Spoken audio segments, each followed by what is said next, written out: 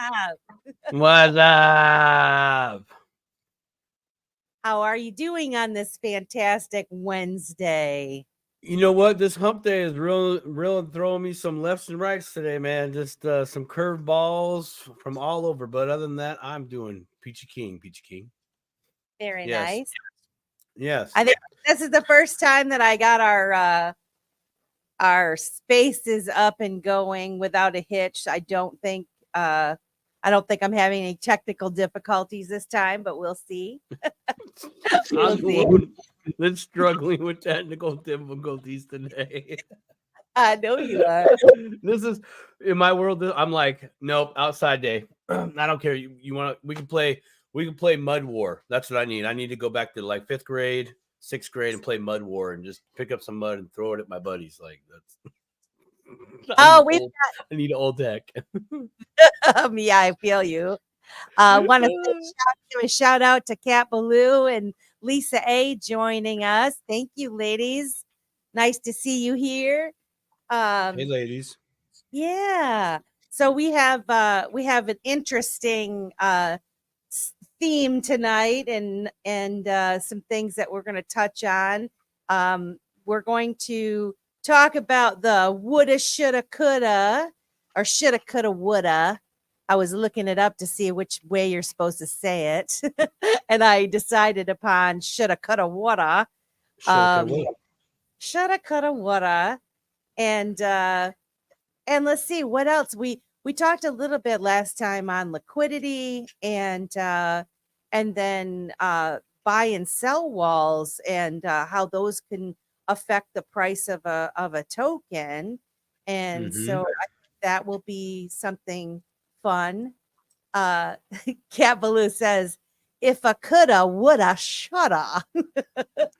if I coulda, I woulda, shoulda done it. Shoulda done it. Should have done. We got Lisa and Elizabeth are in the house as well. Yeah. Welcome, guys. Welcome, Elizabeth. Ladies. Elizabeth said she's here to supervise. Thank you, Elizabeth, because we need it. I probably need it more than you. Yeah. Oh. I'm ready for my warm milk and I'm going to bed. Just kidding. Go ahead. I was gonna so just at the beginning here, if you guys would share the space out, share the stream out, that would be fantastic. If you haven't followed our new channel for the show at Dip a Toe, it would be awesome if you did. And we've successfully created a Rumble channel, so we're also streaming on Rumble as well, which is also at Dip a Toe. So yeah, we're making a little bit of headway here in this social media atmosphere or stratosphere. We're doing it. We're doing it. We're going global. We're going global. Yeah. Hey, Crypto Professor, how are you? You missed the intro music. Darn it! Since he missed the intro music, I think we should make him stay till the outro music. You should have to stay. Yeah. Simon says you have to stay till the outro music plays. Crypto Professor. Yes. Oh, actually, he should. Simon says Crypto Professor should be a guest on the show. Absolutely. Sometime. I can invite him right now. XRP Slave in the house. Good evening, Mr. Falsetto, and the rest of the Dip-a-Toes. Oh man, look at that, Lisa. I actually, so where I'm at tonight, Melissa, I do not have that ability to put up the comments for the viewers, everybody out there, just to let you know. Yeah, that's what's my experiment technical difficulties. Otherwise, I'd be throwing them up. But yeah, don't get me started on that. That'll be a 5-hour show. Yeah. Can we just talk about it real quick? It's definitely not something, but hold on a second. All right. Talk about this for a couple minutes. I think it's fantastic that John Deaton is challenging Elizabeth Warren in Massachusetts to be the senator there. And I find it very interesting that she immediately goes to labeling him a MAGA Republican, and that the Republicans didn't have a strong enough candidate to go up against her. I think it's so funny. And I was going to write a comment. I don't think I actually did. I was going to, but I'm saying, you know what? John Deaton is backed by the people, and he doesn't need, he's not a fake MAGA Republican, right? Don't even go there. You wish, Elizabeth, that he was just a run-of-the-mill MAGA Republican, right? You wish he was, but he's not. And he's coming for you, my queen, my lady. You'll get This knocked is down, I think out. this is a good real life as we know it. The end of the world, and we know it. Illustration of the old system and the new system. Yes. Yeah. Right? This is just when you when I watch how she presents herself and these types of things, I'm very much often reminded of what that old system is like and those days of old are like. Now, those days of old had great principles, but you must adapt. And the adaption or the adoption of that adaption is in your face. It's in your face. Yeah. Like you don't know why you're fighting it, other than maybe you had some other things going on that you wanted to see go out just a little bit longer, and that's off the board now. Mm.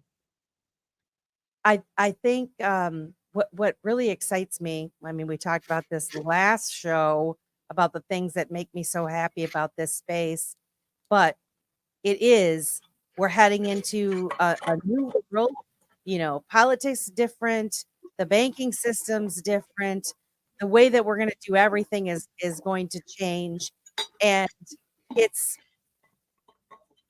someone like John Deaton running to become a senator. This is he was just a person that decided to get involved in the XRP fight. You know, a lawyer. I didn't realize he was from Detroit. I had no clue that I didn't really follow him all that much. I mean, I follow him a little bit because Is he still in Detroit? No, he moved. I mean, of course not. He's not in Detroit. He's over in Boston. Yeah, right. He's in Rhode Island, I guess. And so, anyway, but the thing is that I see this a lot. We know several people that have gotten involved in their own communities in at the local level, and trying to make a difference and educate themselves. And so, this is just another area where you have a person that has decided to get involved. He got backing from the people, and now he's got a confidence in himself and the backing from just your average everyday person to back him for a Senate run.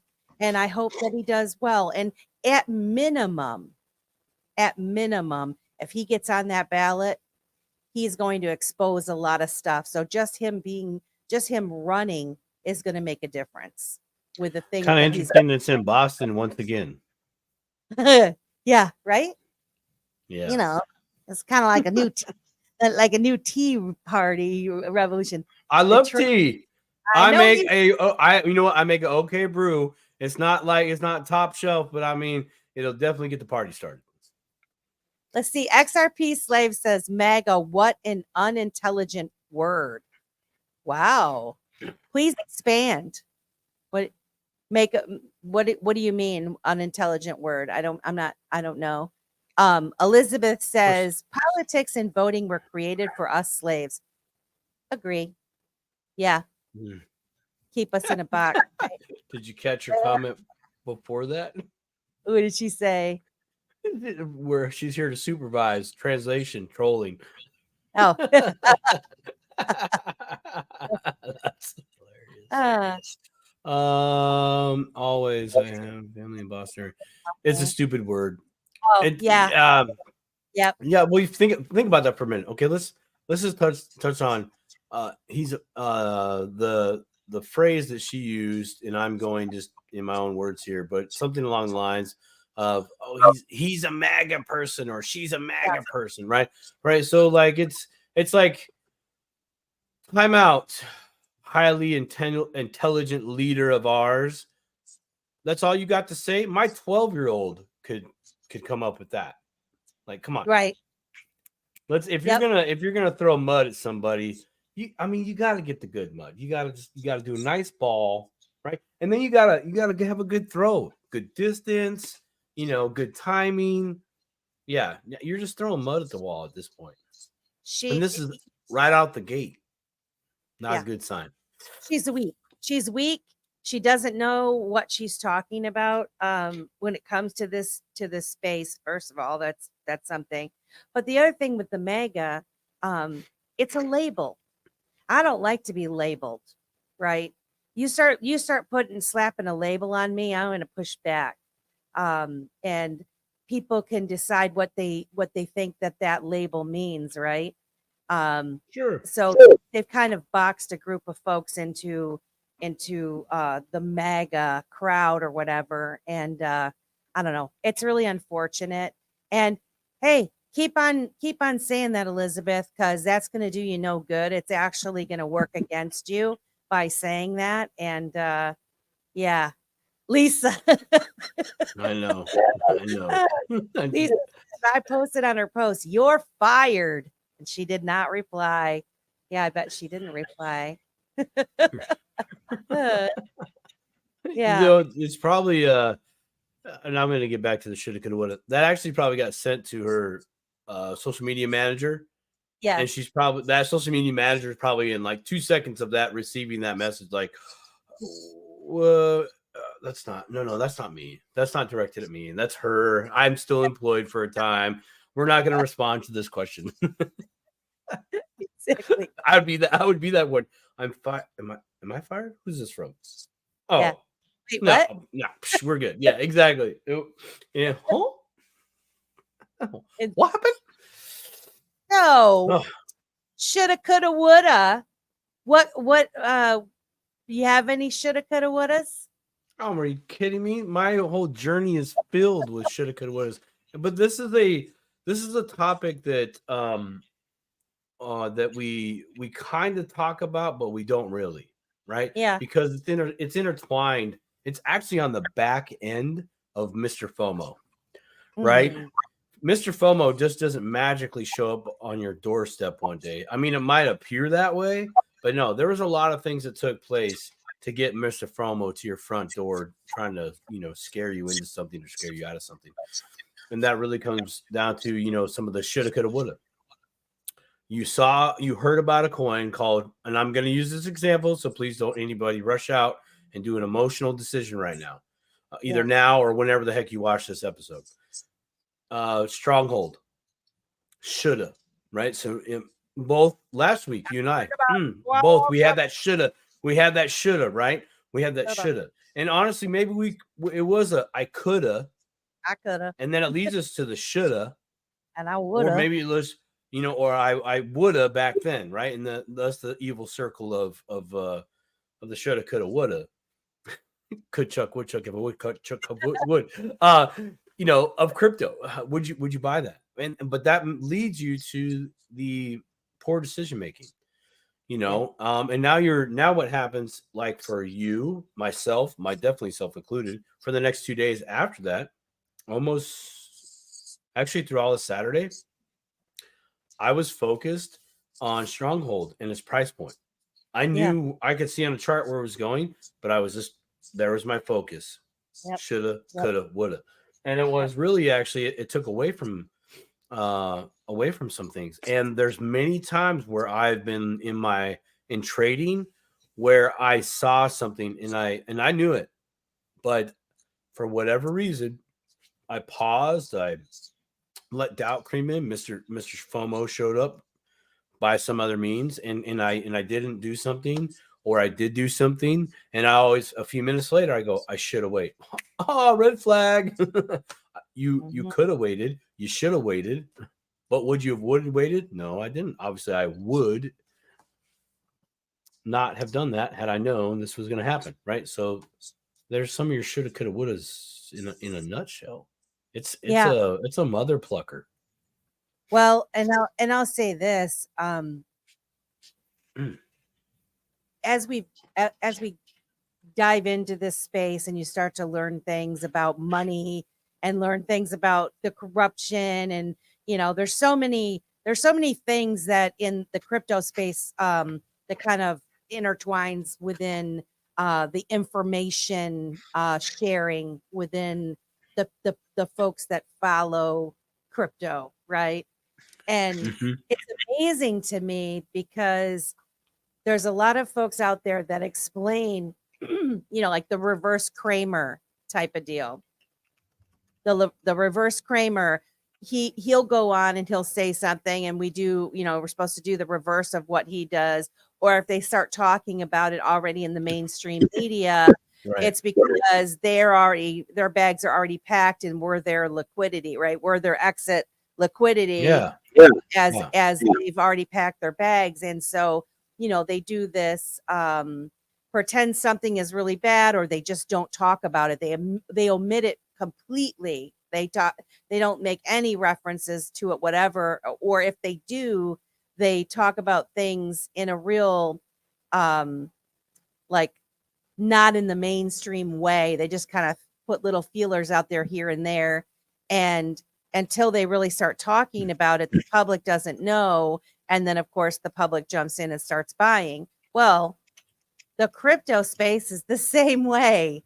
And it's amazing, like, because you're fighting against that, right? You're sharing that information. You're trying to teach people, yet we still fall for that crap.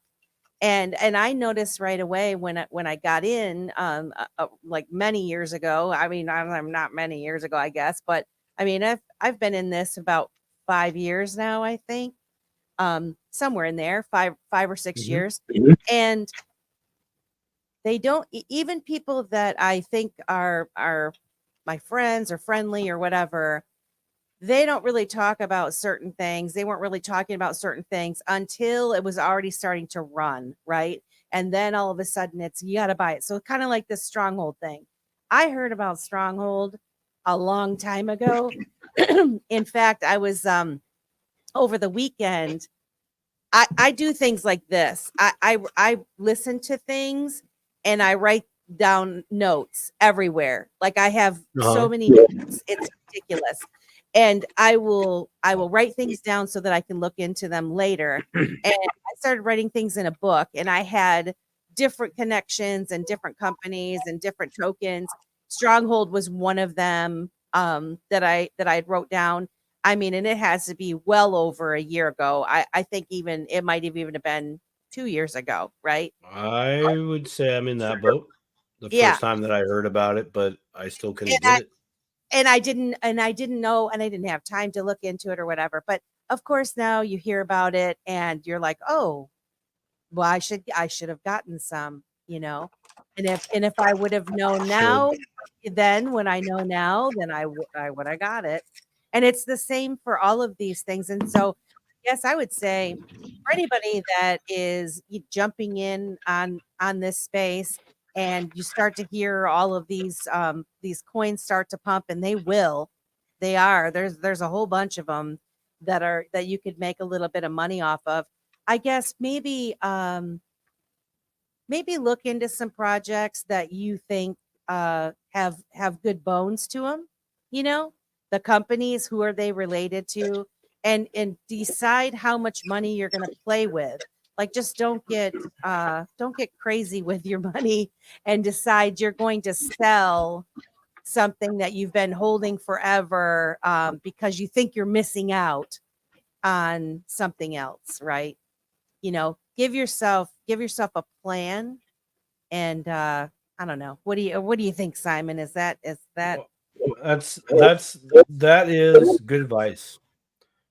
The problem is, as you know, it's executing that advice. yeah. One thing there is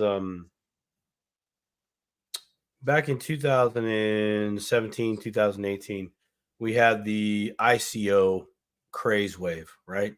There's all these projects coming out, and they were doing an initial coin offering, right? So you'd send them X amount of Ethereum. Then when they went live, you would get the coin on, the best rate that would before they went out to ICOs. So they would have this funding phase, phase 1, phase 2, phase 3, and then they went live, right? And so everybody was going through and trying to capture these ICOs and then, ride the pump, and then they would dump with everybody else. Like that was kind of the plan, or at least the talked about plan from some of the seasoned individuals. But when it came to like trying to find out who's who and what's what, vastly different than there is now.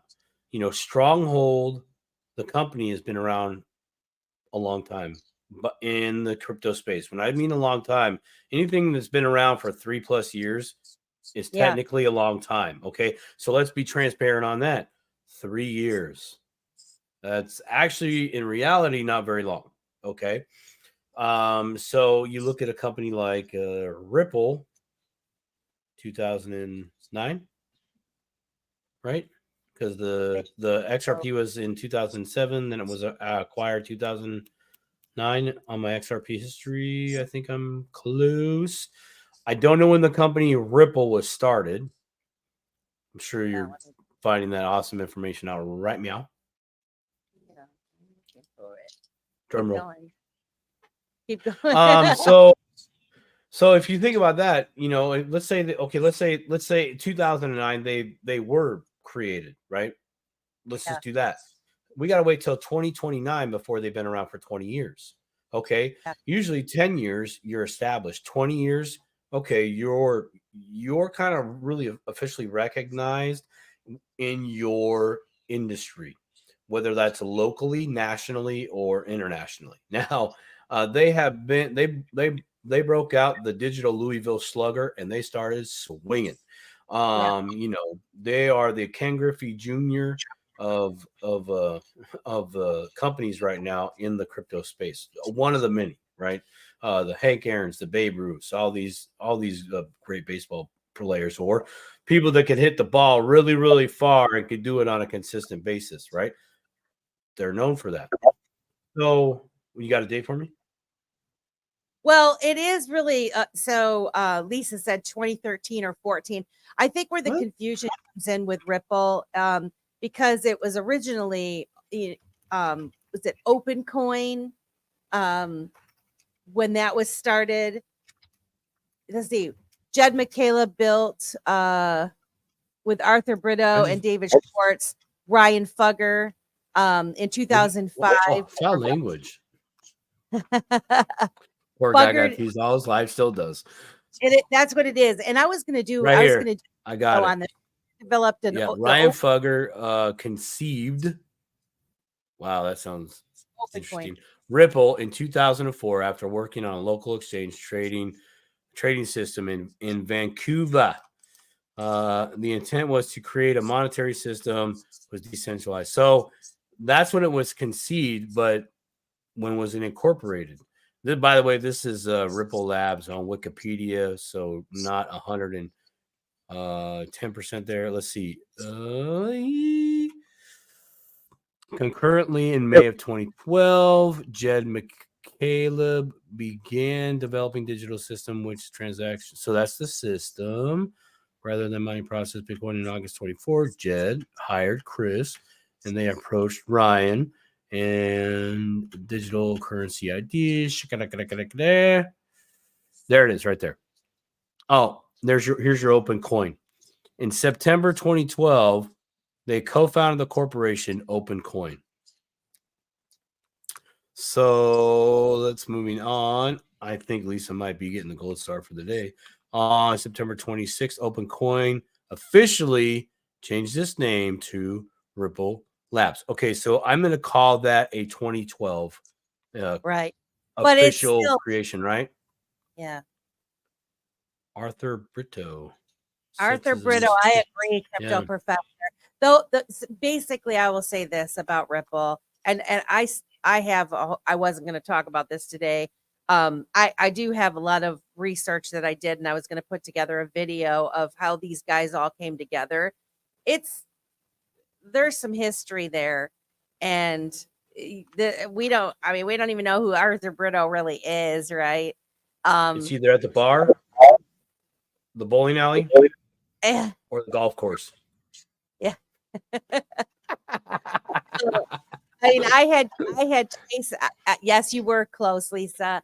I had tracked it back, you know, when they were living together in a house, you know, creating these different things, and so these guys have all worked together for a long time, and they all have their the things that they've been working on, right, individually, and come together, and then they go back apart. Uh, but it's they've been around in the space just as long as Bitcoin, if not longer. The circles. So that's all I'm gonna say. Really, I mean, we'll have to do a show on that sometime, or I'll have to someday put all of my research together in a cohesive way so that I can explain it. Crypto Professor says he does slave. No mention of him in the XRP lawsuit. Oh yeah, because XRP slave said Arthur does as he pleases. Yeah, which is pretty curious, isn't it? It's I mean, it's really it's very hard to find. I think I found a picture of him, but it's very difficult to find anything really about Arthur Brito. And I even tried to ask Chat GPT one time, and they were like, you know, I don't have any information about that. Like, oh, but you should. You should have information. Uh, I don't what is she saying? I don't know what that. No mention of the. In any event, the woulda, shoulda, coulda, woulda.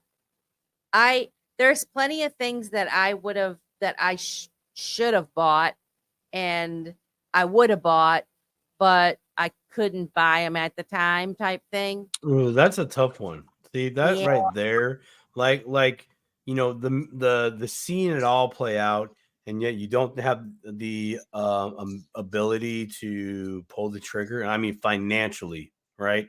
Mhm. That's probably one of the hardest things to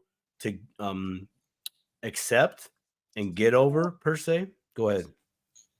I was gonna say we got my friend, my good friend Kita's in here. Hey Kita, and I just made her a speaker, so if she chimes in, I'll you know Cool. that. Hey friends. Cool. Hey Hey friends. Kita, how are you?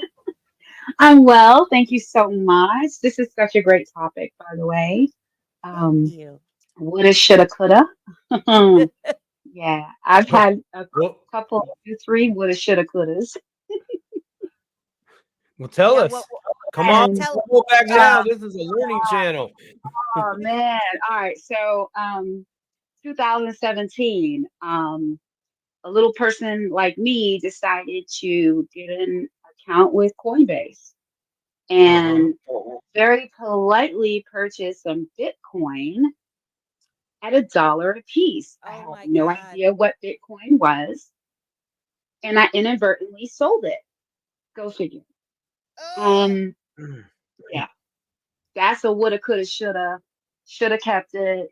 Because I think I had spent like $100 and had like 100 BTC.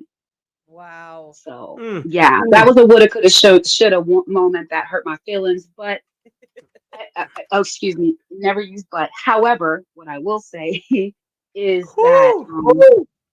I do agree that it wasn't my time Yeah. with that. You know, I And do so believe that. So that's like that what I was getting at was the hard part is accepting that part, right? The opportunity's obviously gone. How would you have known where this is going to go?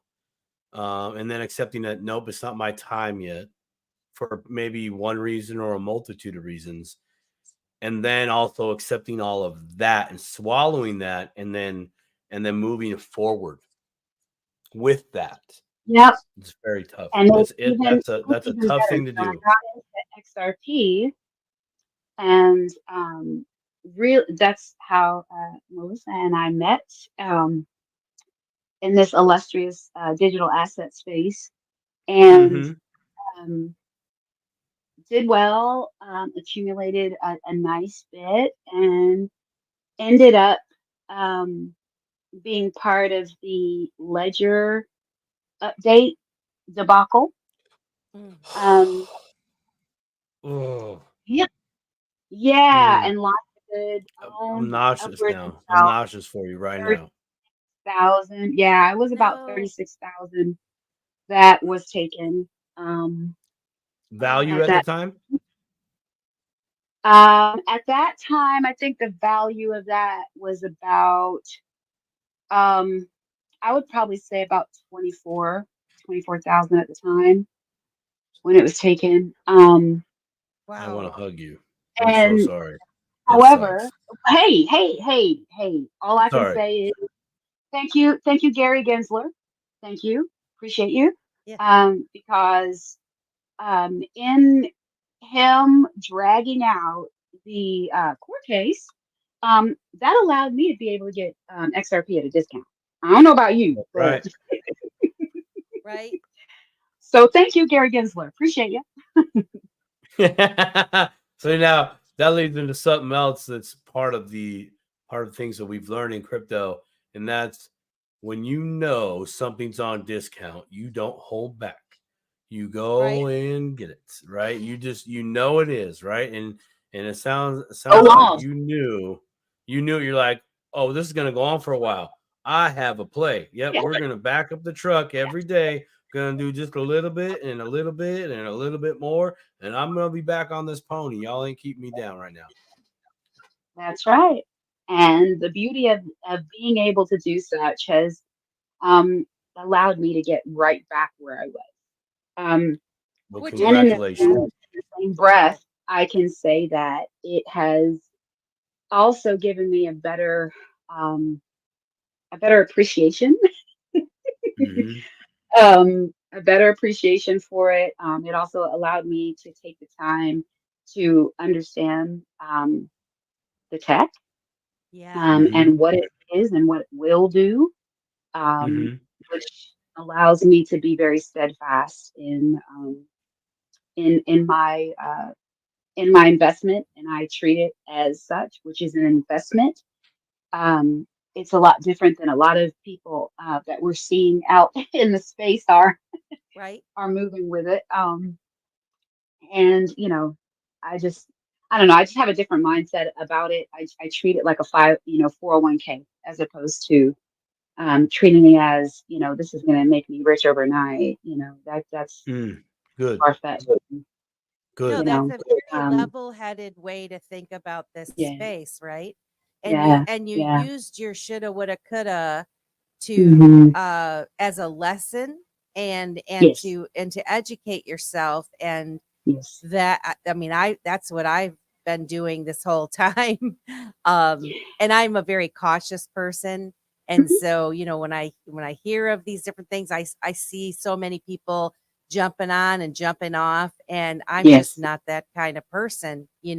I need to be a little And bit I more think cautious. there's lessons too, Melissa. There's lessons to learn from it, right? Yeah. Um, you know, we all talk about, oh, we're gonna go to God, we're gonna pray about it, we're gonna do this, we're gonna do that. But just because you prayed about it doesn't mean it's gonna happen. You have to put the work in yourself. And in this space, the work includes researching and understanding what you have, understanding what you're getting into, so you don't get, excuse my French, screwed in the end. Yeah. Well, I mean, So, yeah, all these folks that are that have been negative, say mm, regarding XRP as of late, where they're like, this is taking too long. I'm selling my yes, bags, and they're buying into these other things. And all I will say to those people is, do you know what you're buying into? Why are these right. other you're selling something that you spent several years researching and educating yourself on. You felt strongly about that particular coin, and now you're selling your bags off because it hasn't pumped like you expected, and you're going to put it into something that is very cheap now, and you're expecting to go high. And what we're going to talk about in a little bit here, and in Simon's going to kind of go over, the liquidity and the Yes. buy and sell walls, because he was talking about that last week a little bit, and I had a eureka moment myself where I Yeah. really kind of saw it. Yeah, that's why I love Simon. Simon helps me visualize things, and so you're taking a risk. I mean, this whole thing is risky, right? I mean, Yes.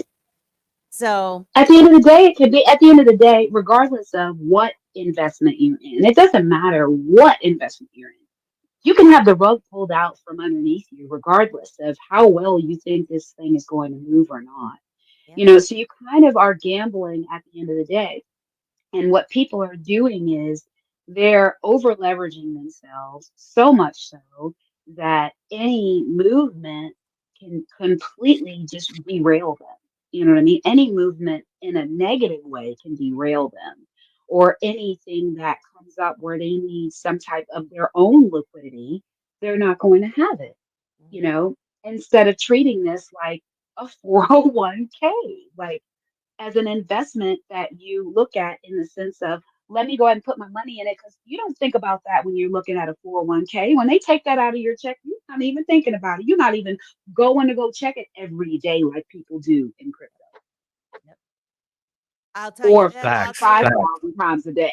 You know what I'm Facts. saying? Yeah. That's probably a little bit more accurate. I definitely wake up every hour on the hour, grab my smartphone, look at the market, see what it's doing. Even though I'm not in a trade, I just do it.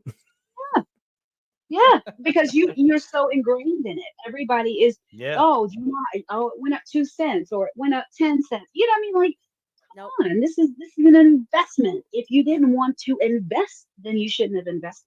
Yeah. No, I Oh, agreed. Something that's gave me some comfort over the past couple of years during the downtime is I look at it exactly like you say. I know I'm not expecting to make money tomorrow. It'd be great if I did. Yep, it would be great. But Like we gonna have a party if we do. right. If we do, but XRP slave in here talking about Arthur does as he pleases. And crypto provider just looked at Song Slave, nice Christopher Cross reference, talking about Arthur Brito. That's Oh my hilarious. goodness. Yeah, I wanted to say hi to Nicole. She's in space. Hey, Nicole. Hey, Nicole. So what were you getting ready to say, Simon? You were starting to touch on something, I thought. Like, I don't know what I'm talking about. There's actually a lot right there that was said. There's a lot. Like I could have gone down that rabbit hole real quick. The 401k thing. Nope. Actually, most people don't pay attention to that at all. They don't.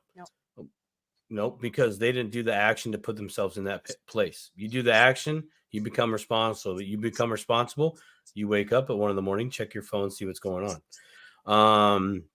The mindset though of the 401k, like as in treating this as a 401k, I think that's a great a great approach to disciplining your mind of, I am holding this for this long or until I know that I have reached a certain point in my financial wealth and health that I now can liquidate this, not as a need per se, but as a growth, right? When you get yourself into the need space, and granted, straight up, full transparency, I've sold crypto because I needed to.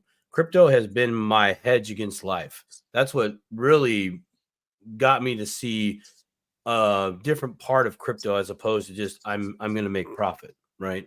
I'm going to trade, and in a year I can be up 100% of my portfolio, type of a thing. But when you get in the need space that you gave reference to, those people that are over leveraged, right? They put everything in, hoping something's going to pump in the next days, and then they can be able to take a little bit out to pay their light bill, right? Bad approach. Recognize where you're at. You might not like it. You have to swallow that pill and then continue to, if you want to, invest. Some people are okay with, what's that? It's a jagged little pill. Yeah, that's a big fat one too. Big old yeah, fatty yeah, going yeah. Oh, no. It's a big old fatty.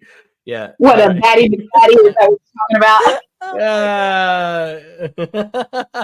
Say things But that it's- I not mean to say, people. I apologize. Oh my god.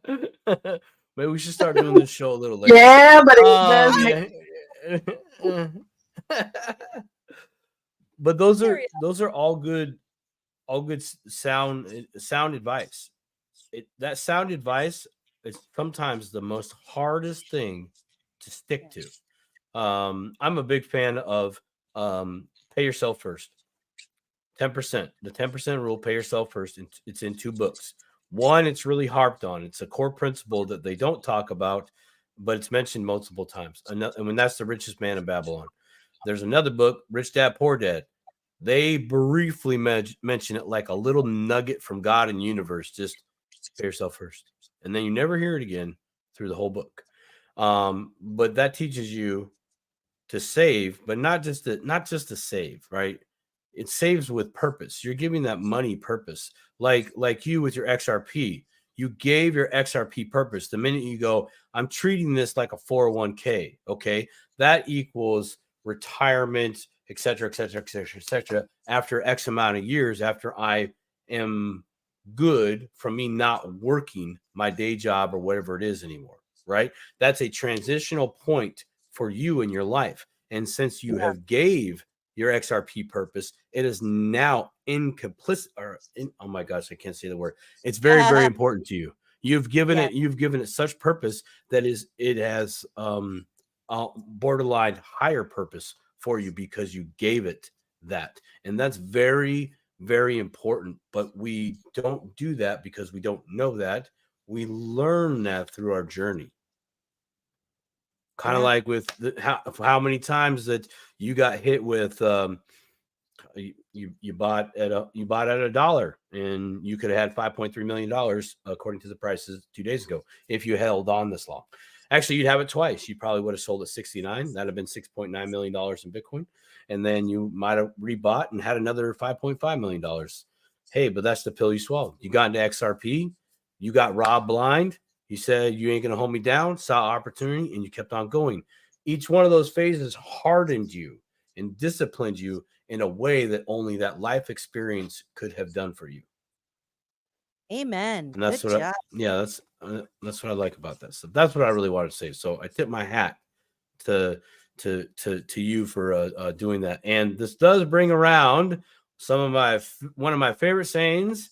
This stuff ain't for sissies. This is real stuff. This is real deal stuff. This stuff ain't for sissies.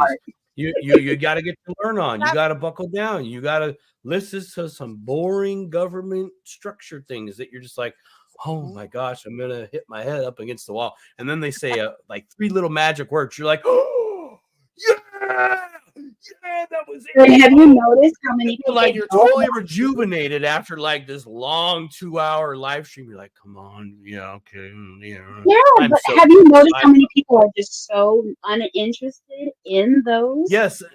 I mean, I don't know about you, but in my English class, man, it was tough to stay awake. I'm not gonna lie. Listen, guys. I swear I've been thinking about this a lot. And you know me, Keita. I'm the one watching these boring ones that have maybe I don't know, anywhere from 10 to 100 people watching. And I always think that they're giving signals and signs behind the people when they're testifying.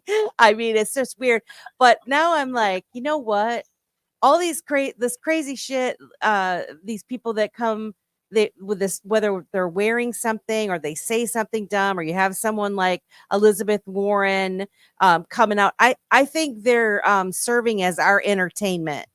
Because these things really are super boring if you're trying to listen to them. And so everyone throw you a bone by, getting you fired up with Liz saying, that the MAGA Republicans going to try to run against me. And like, oh, I don't think so, Lizzie.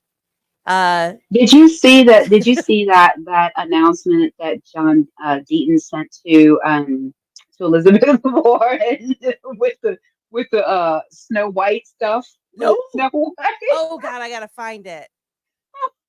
Oh, that thing had me crying. He sent something to her regarding. Yeah, I think so. And it had like her face on like one of the witches or something. It was, boy, that thing was funny. See, this is what I'm saying. This is for our entertainment. And if even if he doesn't win, right? Which I don't even want to speak that. He'll win, right? He's gonna win.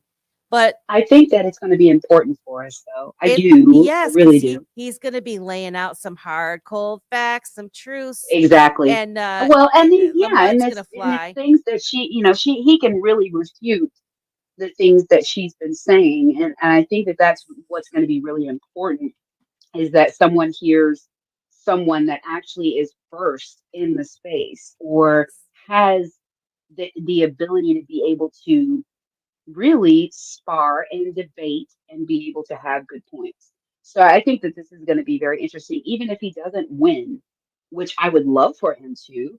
Yeah. I think that he's earned that, I think he's earned that place and earned the space. But I do think that it'll be interesting to see what discussions come out of that. Yeah. Oh yeah. I'm looking forward to watching this unfold. I'm having a good time so far. I mean, like Simon says, this whole space isn't for sissies, and I've definitely gotten a lot tougher. I mean, I'm pretty tough.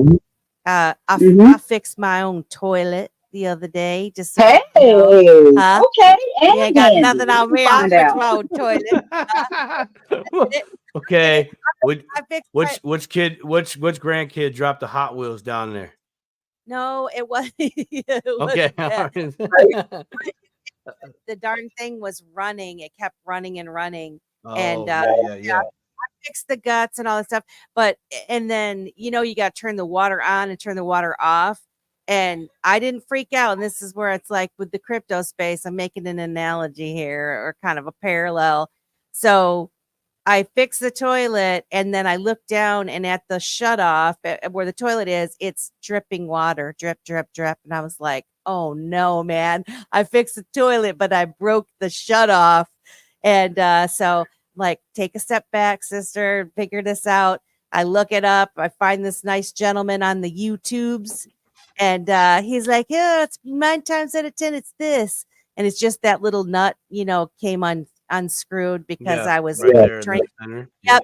Boom. I fixed it. And so now I'm going around for the past week or so. I tell Ryan every day, I fix the toilet, maybe even 3-4 times a day. I fix the toilet. I fix the toilet. Hey, don't you love YouTube University? I love it. I love it. Yeah. I love YouTube University. I mean, look at how many people are out there trying to help others. I mean, yeah, there's some people out there that are, they're making money and stuff like that, but I just love people. I learned how to garden from them. Right? I learned how to garden from YouTube. Yep. That's a beautiful thing. That's what I'm talking about. I'll take it. I'm trying to learn. Let's see who else we got here. The new mindset is listening on Spaces also. Welcome to Dip a Toe, my friend. So dip that toe. Crypto professor. Wait, let me find out. Do y'all have like a whole theme? Because I must have missed the theme music. Listen. Oh yeah, we do have theme music. Crypto professor. He was sad because he missed the music. I could play a little bit of the intro. Just a snippet. A little snippety snip. All right, so here we go. Let's see.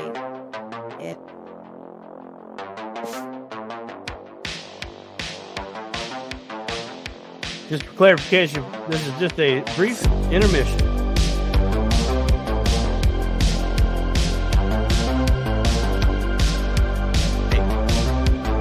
Maybe you need to order dinner. Go To ahead. me, this sounds like an 80s throwback. Maybe this is a good time for you to open up a new tab, go to that cryptocurrency exchange, and buy a little extra. You had a little dip in the toe. A way to dip a toe in there. It is. Listen, that is the best 80s vibes I've heard in a long time. I That's what I'm love it. talking about. I love it so much. It's what is it? It's retro synthwave by it's Casey.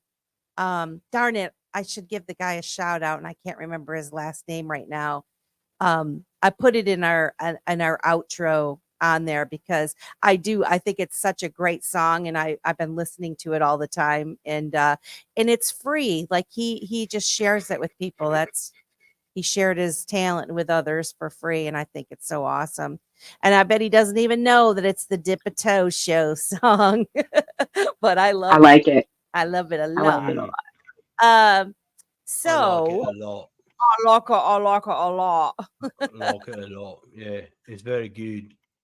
So we were talking, unless someone else has their woulda, shoulda, coulda. I mean, there's a whole bunch of woulda, shoulda, couldas, but there's a lot, but and it's something you got to recognize. Like, it you know, does. anytime you're saying shoulda, coulda, woulda, like it's no different than like you saw something in your house or your apartment or wherever you're at. Melissa's rocking and Simon is all nonchalant.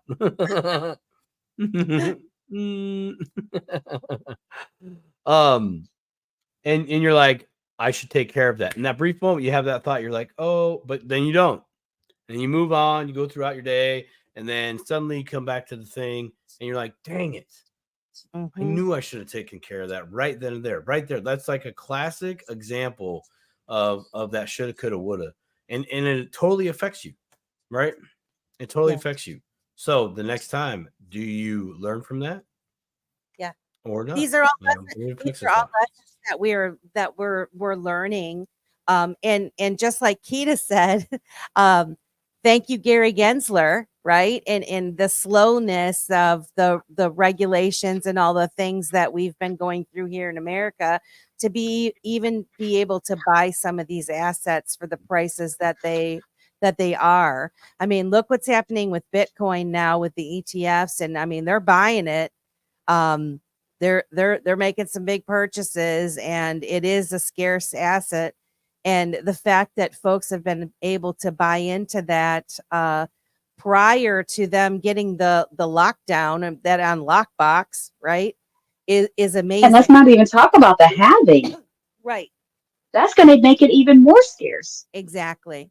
And so the fact that there's those of us, a small population of folks that are giving this our attention.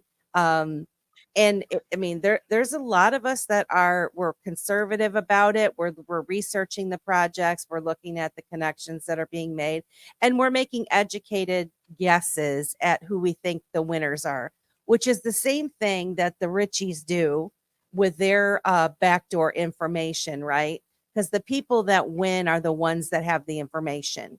The winners are the people that make the good decisions. They call that smart. They call that smart money. Right. And I mean, and those are the folks that have access to the information. And the thing that is so glorious about this is that we actually do have access to this information. And there are people that are out there giving signs, making connections. They're telling things in a roundabout way.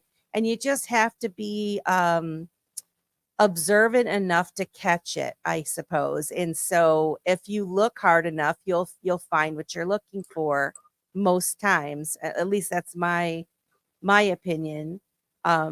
It's worth the time and effort that goes into educating yourself on this space and making a network, creating a network, or joining a network of folks that are doing the same. And don't waste your time. I mean, you can do whatever you want, but there's a lot of negativity that's out in the world. Just stay away from it. It's not going to serve you any good to get yourself overly involved in the negative stuff. There's plenty of positive people that are willing to help and lift each other up and share information, and I think that that we're going to all be better for that. So that's my soapbox there. We got our DNK that's joining us on Spaces. Critical thinking has a lot to do with the accumulation of data, logically analyzing, which that's all I can see on his thing. Oh, logically analyzing and then open-mindedly coming to a rational, unbiased conclusion. Well, gosh, don't you fit in with this show? Huh? Welcome. Welcome to Dipito. I love it. That's the kind of people. That's the kind of people I want around me. People that think like that. People that think like Keita, that you think like you, Simon, like Crypto Professor and XRP Slave, and all our beautiful friends, Elizabeth and Lisa. And yeah, I'm just Yes, I feel good. blessed to know all of you. And the crypto space is full of that. You get us to calm down a little bit, drop our emotions, and we can make a very calculated, thoughtful, and rash decision. Very Mhm. rash. And you know what? If you're wrong, you own it, right? This is like pull your big boy pants up, your big girl panties on, get them pulled up, and you make the decision. Don't be a follower, right? Try to educate, ask questions. If you have a solid question to ask somebody that may know the answer, and then keep asking until you find the answer, right? I don't have all the answers. I'm just connecting dots and grabbing stuff all over the place, and I'm putting it in front of me and looking and saying, like, what is all this stuff here? You know, there is a there. I just I don't know if I'm in the right room yet. Same thing, you know. But you just you keep pushing forward and keep educating yourself, and you're going to come out the other side great if you do that. Mm-hmm. Trust yourself, you know. Mm-hmm. Empower yourself, trust yourself, and give Absolutely. yourself the doubt. And if you do make a mistake, I made a mistake a time or two, then you know, if Keita can lose 36,000 XRP and come back fighting, you know, come back with the Mike Tyson 1-2 punch, you know, we all can do that. So we have incredible opportunity to do something really special. Yes, we do. Yeah, crypto professor. I was told by a friend to buy Link when it was at pennies. That one haunts me a bit. Although good, no regrets. no regrets. Yeah, I saw Link. Actually, wasn't that's Chain Link, right? Crypto professor. I think Yeah. Link was one when I first got the Coinbase app. They had, I don't know if they still do it or not, but they had a like little tutorial lessons, and you would Right. get free. You'd answer questions. You'd go through and watch these videos, and you'd answer questions, and they would give you free coins, free tokens, or whatever. And Link was one of those.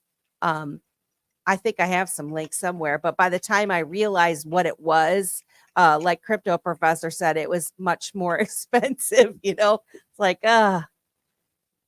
yeah, it's You know what? great. But how are you supposed to know that? Yeah, You know, you how are you don't. supposed to know it's supposed to, oh, it's going to be epic. What do you mean epic? Which part? Exactly. We're supposed to make mistakes. Well said, Slave. Absolutely. That's part of it. If I'll say this in a slightly different way and tone than I was told in my apprenticeship as a union sheet metal worker. If you're not screwing up, you're not learning. Yeah. If you're not screwing up, you're not learning. So, and it took me a little while to really wrap my mind around that. And it's like, no, you need to make a mistake because your situation is going to be different. The principles and foundational principles are still there, but you have to apply them in slightly different ways depending on your situation in that moment and what is your perceivable future also in that moment, because your future now, how you see it 2 years, that could change. You could have a Yeah. totally different view, right? You could be on a totally different, you could be on the same path. It's just way more, so much more detail. And now you're changing things that you might want to do on that part of your path, right? So yeah, if you're not screwing up, you're not learning. And if you do nothing, you're not learning, Absolutely. nothing venture, nothing gain type thing. If you're not Absolutely. Absolutely. you're not going to go anywhere. If you're not on the train, you're missing out, man. Get on a train, bus, bicycle, motorcycle, skateboard, rollerblades. Get on anything that moves in a semi-forward direction and upgrade as you go. Slap some training wheels on that tricycle and get going, friends.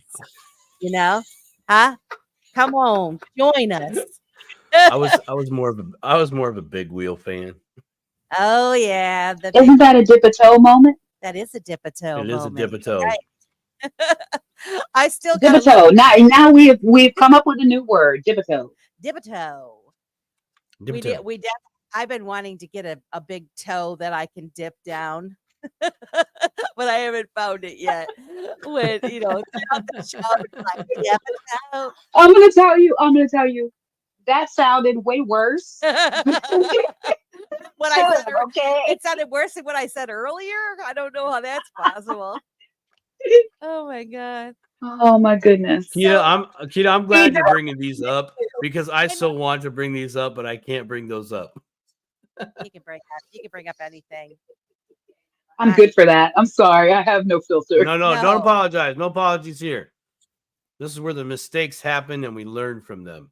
Yeah, exactly. So Simon, we are in the second hour of the show.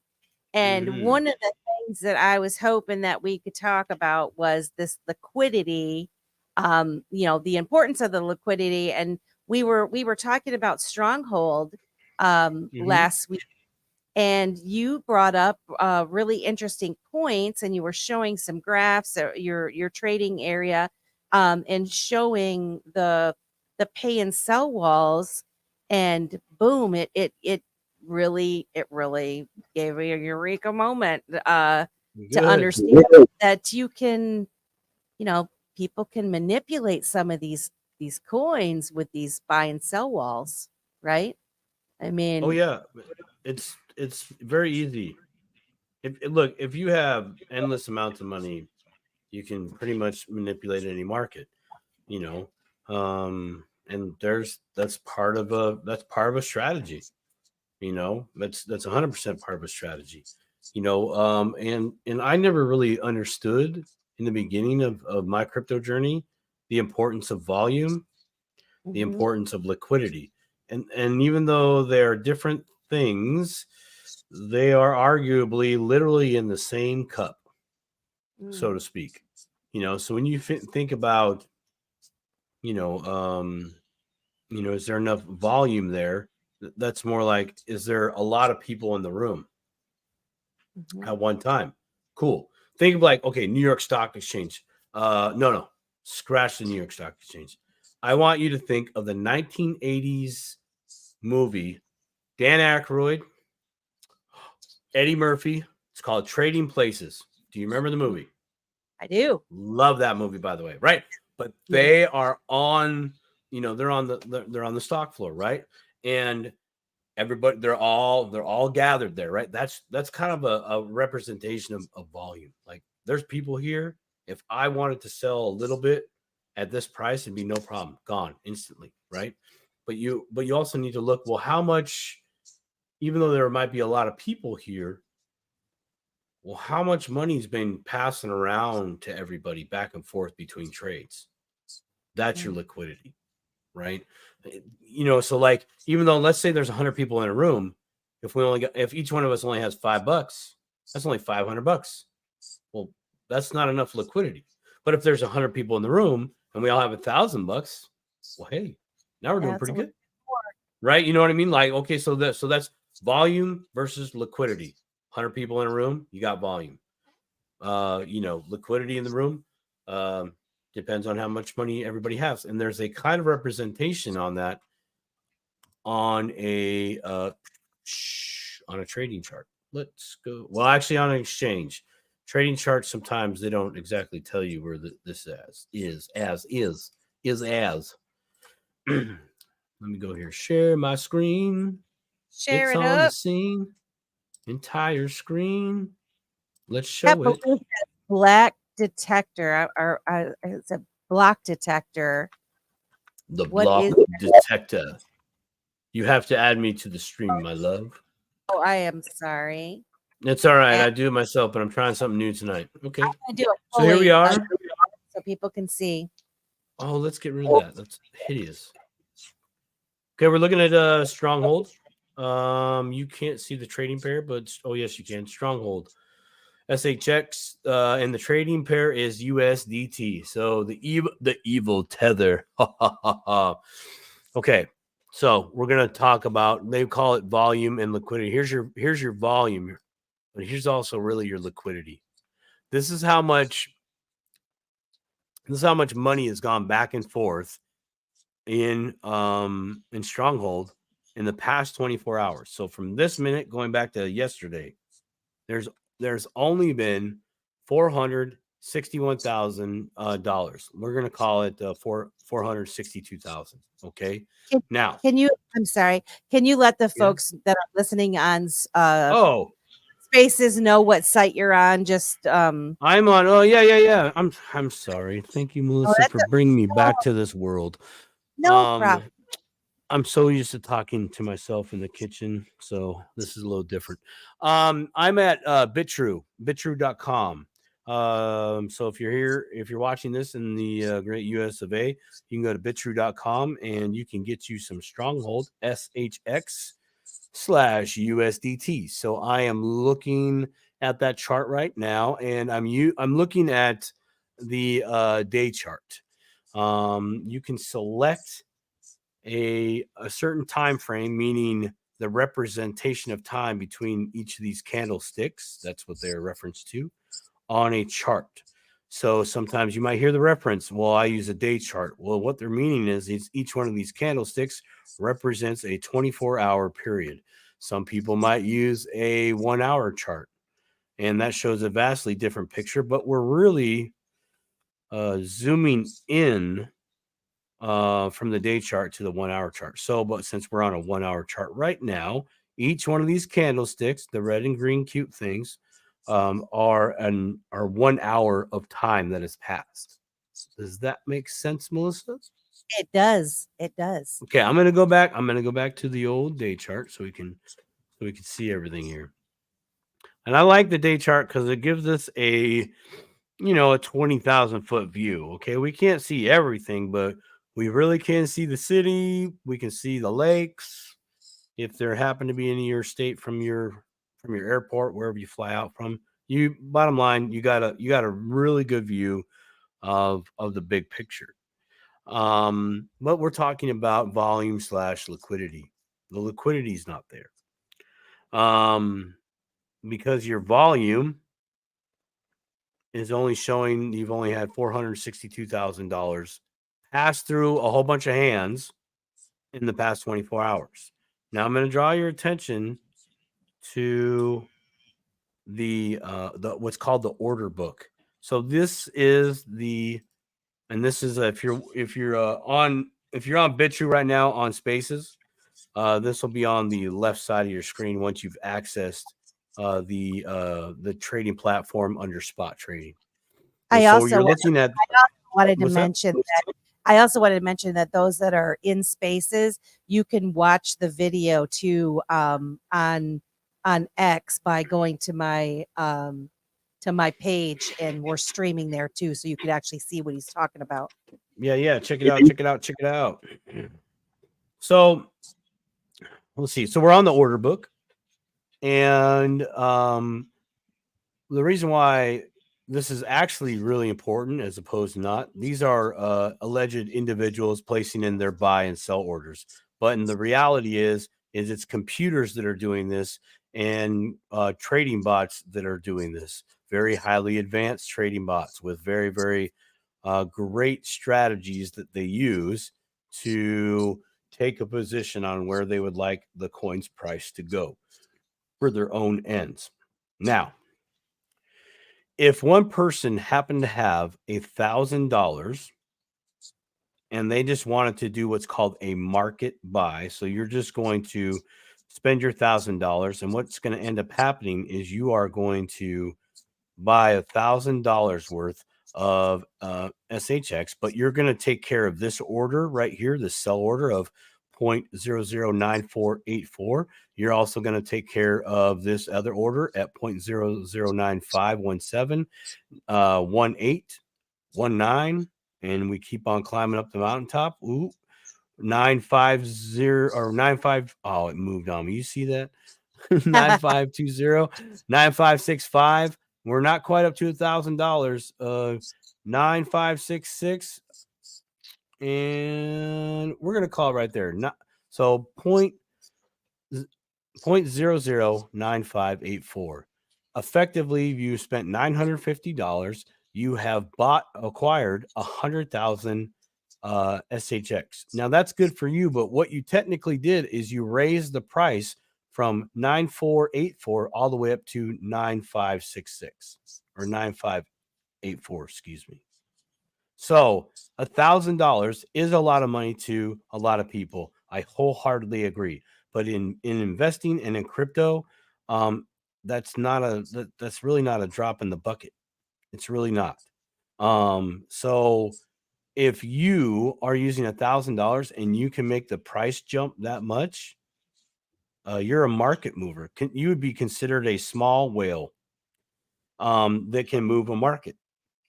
So to again touch on this a little further, and I'm gonna find a buy wall or a sell wall actually, right? That kind of caps that out, and we'll get that in just a second. Right here we go.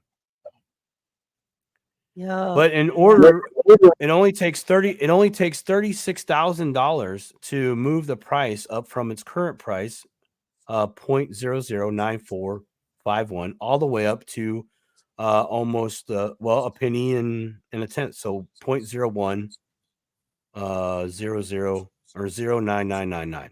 So basically a penny and a tenth of a penny. So 1.1 of a cent, if that makes sense. I hope you guys out there in spaces are kind of picking up what I'm putting down.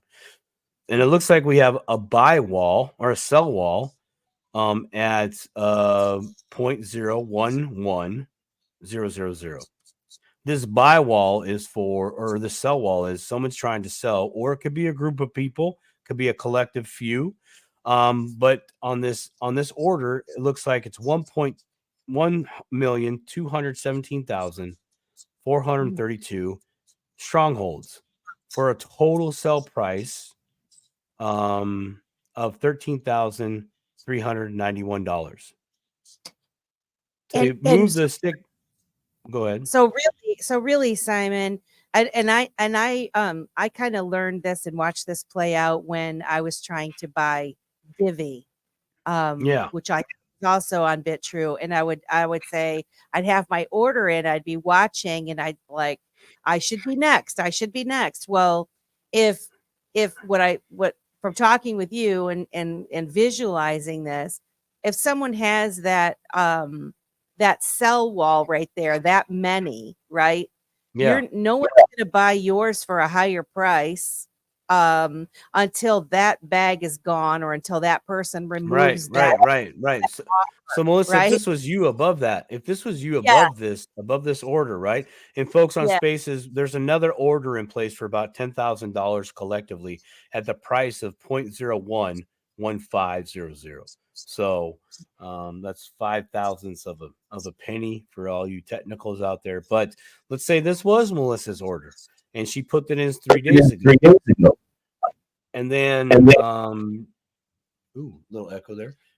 And then yesterday or this morning, someone said, well, forget that person. I'm gonna put my 1.2 million coins for sale for 13,000 because I want my coins sold first. So inadvertently, that person got cut off, but technically, this is a sell wall. So that means, in my opinion, the price will get no higher at this point going right now, or there will be at least at minimum a pause at 0.0 at the 1.1 cent mark, basically. There will be a pause. And what might happen here, and I've seen in the past, is these manipulators, they'll get up close to that 13,000 and then they'll drop the price down a lot to force this person to move their order down for a cheaper price. If that makes kind of sense. I've seen that play out a lot. Yeah. Let's go to the buy section. So 1.1, and I'm scrolling down here. So these are all, there we go. All these greens, that's the buy wall, or this would be like, this is the buy order. This is the buy wall.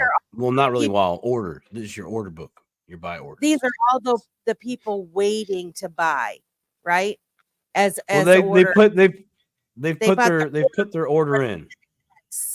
This is like you. I don't know how it is on the East Coast, but there's a few places here out in Washington State where when Christmas comes along, we have to put in our order for our prime rib.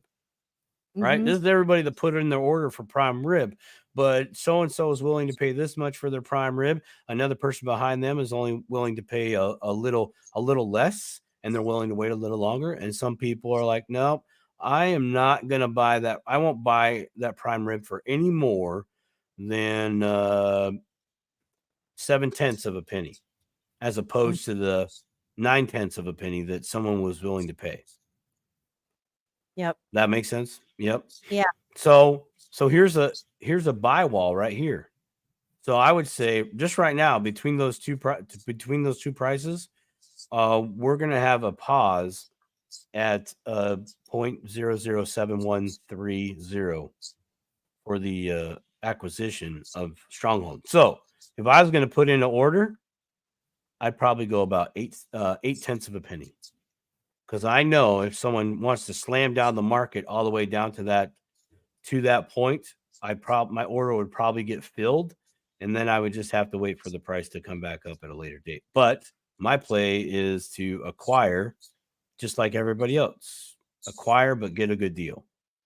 This is a little bit more advanced than just going in there, dollar cost averaging over time. This is a more calculated move. However, you're letting the casino know where you're willing to buy. Again, back to Melissa's scenario. Right. If you put in your order, hey, mine should be filling next, and then someone keeps cutting in line of your order because they're like, oh, well, that's not that much. I'll pay a little extra. I'll pay a little extra. I'll pay a little extra. And you're sitting there kind of waiting in the wind until your order gets filled. It's not a bad thing. It's just that can kind of mess you up in the mind too a little bit as well. Yeah. Well, especially if, back to the shoulda, woulda, coulda and the FOMO, this is where it gets you. And then you couple that with having these quote unquote influencers talking about it like, oh, you're going to make it. You got to get in. You should get in now. If you anything you get in before this, blah, blah, blah. and you're trying to buy it. And then you mentally are on there and you're looking and you're like, well, I'll just pay a little bit more. What's an extra 5 cents or what's an extra whatever, right. I mean, and then that starts raising the price, because then all of a sudden you get more and more people to do that, and voila. Yes. Voila. Exactly. Now look, I want to touch back on the volume / liquid, your volume here, right? So $463,000 has traded hands back and forth between buy orders and sell orders, okay, that have been executed. Okay. I'm going to go to Bitcoin now. And I know I'm going pretty heavy here because Bitcoin's worth $51,000 a coin right now. Right. But look at this. Look at its trading volume. It's what is that? 1 billion? Is that right? 100,000, 100 million. Yeah, 1.07 billion dollars worth of Bitcoin has been traded in the last 24 hours. Now, that might seem like a lot. That's a billion, and that's only 400,000. Simon, that's not a fair side-by-side comparison. Okay, well, let's go one more. I'm going to bring up Divi, and we're going to look to see how much trading volume it has. Here is a great view of Divi. Divi has only had $35 of trading volume in the past 24 hours. Only 35. Okay. Only 35. Well, I mean, nobody really knows to get Divi here on BitTrue. Nobody really knows that. Its current price is 0.0034. Okay. Again, you could slap down, $1,000 and you're going to raise that price up to, almost, I think that's 20%. So that's 0.00399999. Let's pull out a measuring stick and see where that would get us. So I'm pulling out a measuring stick on the chart and you can raise it up to your price. It's close. So 16%, 18% basically. So if you spend $1,000 right now on Divi, you're looking about 18%. You would have raised the price up 18%. You would not only own a candlestick like this one over here. This would be you. Can I ask you a question? Can I ask you a question? So what's to say someone couldn't be the buyer and the seller to raise the price? Welcome to the game. Yeah. So somebody going, so it's their money, right? So they're putting it up for sale, but they're going to buy it to raise the price to that price, right?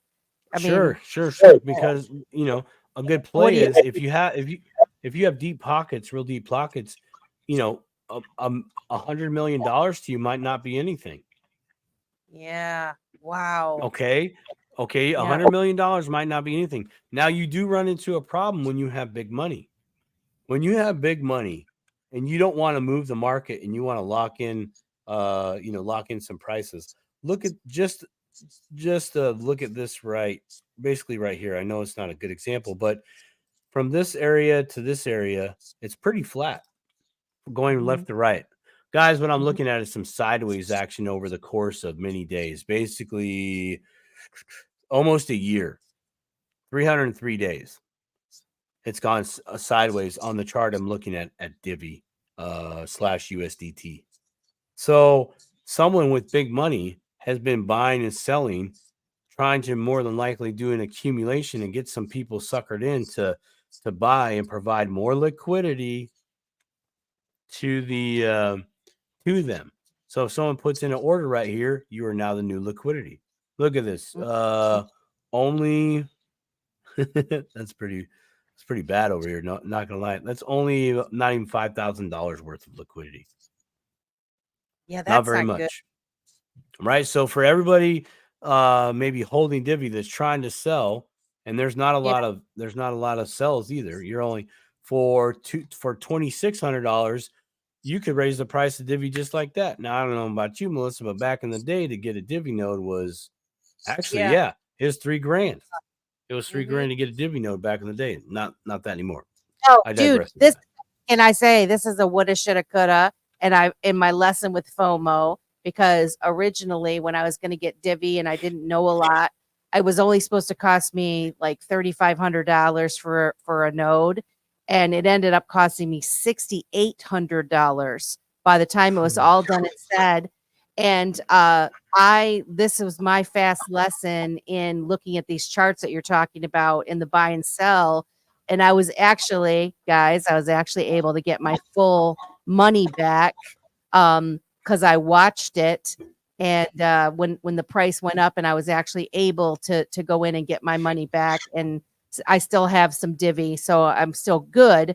But yeah, I mean, I learned a valuable lesson like that. And had I understood liquidity and buy and sell walls, I probably would not have made the decision to buy my node at Here's a $68. I didn't know. here's the good hustle. Here's the good hustle right here. Look at this coin right here, ASC or ACS. I have no idea what coin it is, but it's up 100%.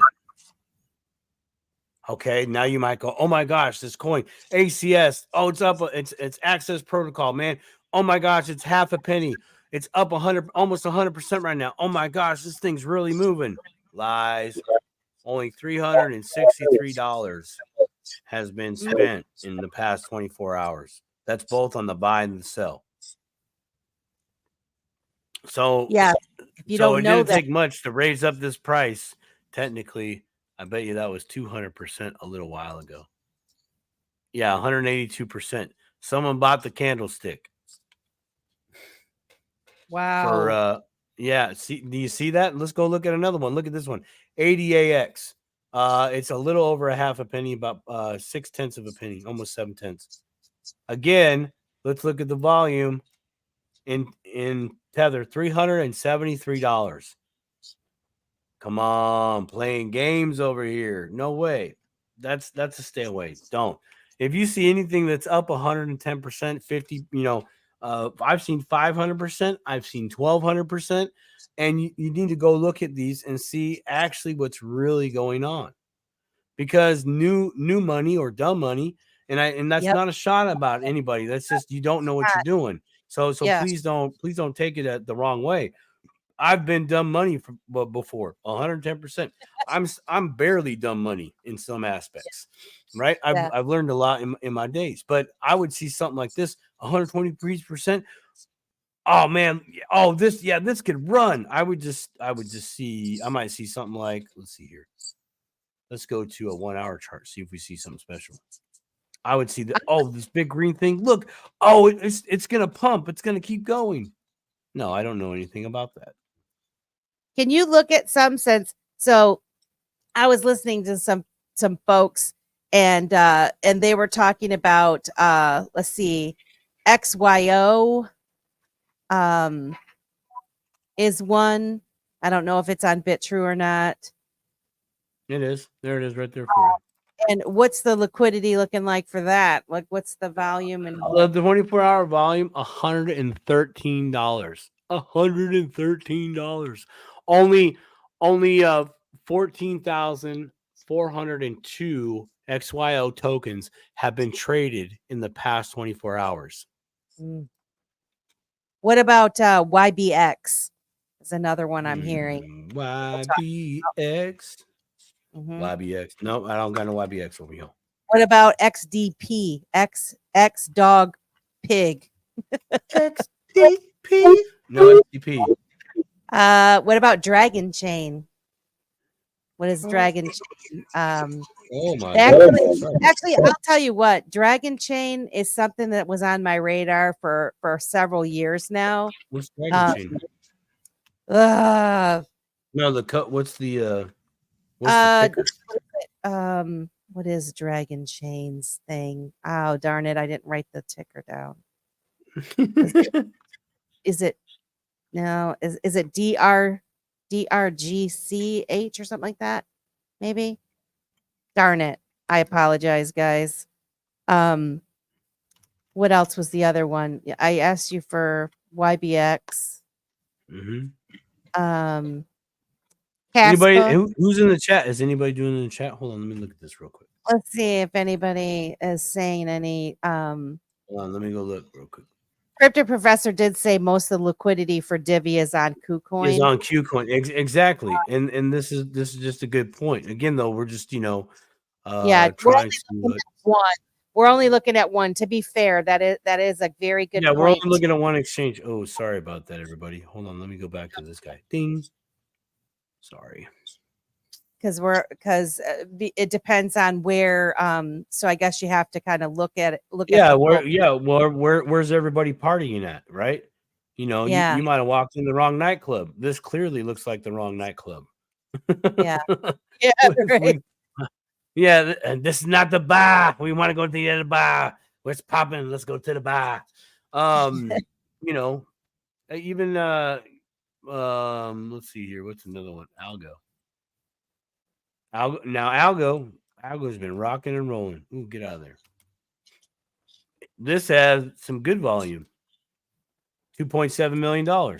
Right? So you could probably come in here with, let's say you've been sitting on algo for a while and you got $10,000 worth of algo to sell.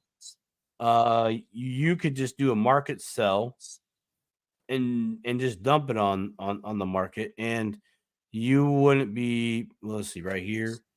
Your average sell price would be 1 point or 0.18, so basically 18 cents, 18 and a half cents almost. The current price is 18.61 cents. So even though that's 18.4 cents. So here's we go back to the fact of, just because you want to research the projects that you're buying into, and just Absolutely. because a token or coin has 0.00, and you hear these people saying there's 1,000% increase and all these types of things, you have to take all these other things into factoring into your decision whether or not to buy that. And then the liquidity part of it is, are you buying this for the long haul because it's a good project and you're going to hold on to it? Or is your intention in buying it thinking you're going to make a quick buck? Well, is the liquidity there for you to make that quick buck? Yeah, do you have people that is someone going to be there to buy your coin, basically? Right, right. If there's a big paywall, if there's a big sell wall, right, that you're not going to be able to sell it. So yeah, you'd have to look at where the sell wall is, and it's like, oh well, you know what? Somebody has an order in there. I'm gonna have to wait till that order goes away before I put my order in. Otherwise, I'm just another sell wall, right? And there might be other people that might jump in with their sell walls per se. I'm not the only one that has $30,000 worth of XYZ coin or whatever you have it. But let me on another note, Melissa, you mentioned research.